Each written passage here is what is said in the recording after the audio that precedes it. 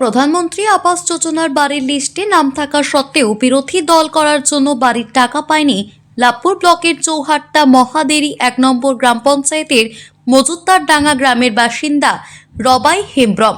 2018-2019 সালে প্রধানমন্ত্রী আবাস যোজনা তালিকায় নাম আছে রবাই হেমব্রমের, কিন্তু আশ্চর্যজনকভাবে তিনি প্রধানমন্ত্রী আবাস যোজনা সরকারি ওয়েবসাইটে দেখতে পান যে তার বাড়ির টাকা তিনি পেয়ে গেছেন এবং বাড়ি কমপ্লিট হয়ে গেছে।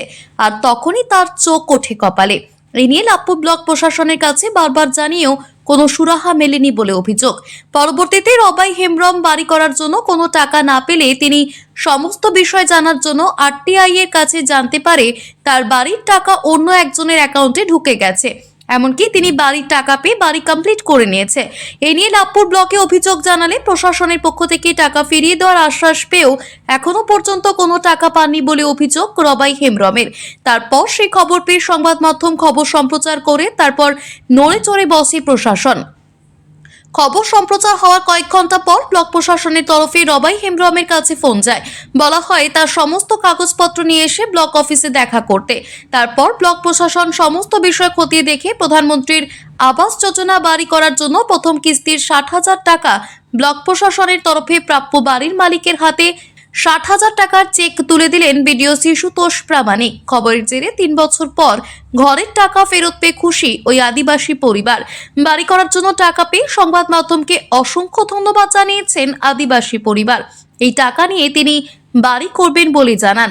মাধ্যমে আজ যে আমার টাকাটা পাচ্ছিলাম না, সেটার জন্য আমি এসেছিলাম এবং বিডিও সাহেব আমাকে ডাকে এবং এসে আমি টাকাটা বিডিও সাহেব আজকে আমার হাতে তুলে দিয়েছেন। মানে কিসের টাকা? আমার বাড়ি আবাসের জন্য টাকা। কি হয়েছিল? বাড়িটা মানে টাকাটা অন্য অ্যাকাউন্টে ঢুকে গেছিল আর কি। সেটা উনি আজকে আমার টাকা রিটার্ন দিলেন বিডিও সাহেব। কত টাকা দিয়েছে? প্রথম কিস্তি টাকা 60,000 টাকা দিয়েছেন। আপনার নাম? আমার নাম রবাই হেমব্রম।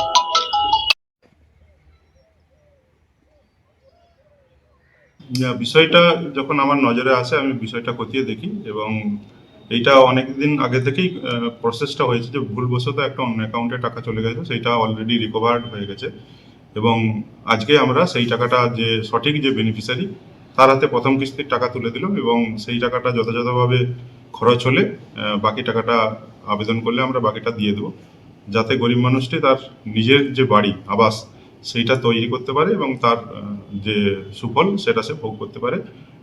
ব্লক প্রশাসন এটাই চায়।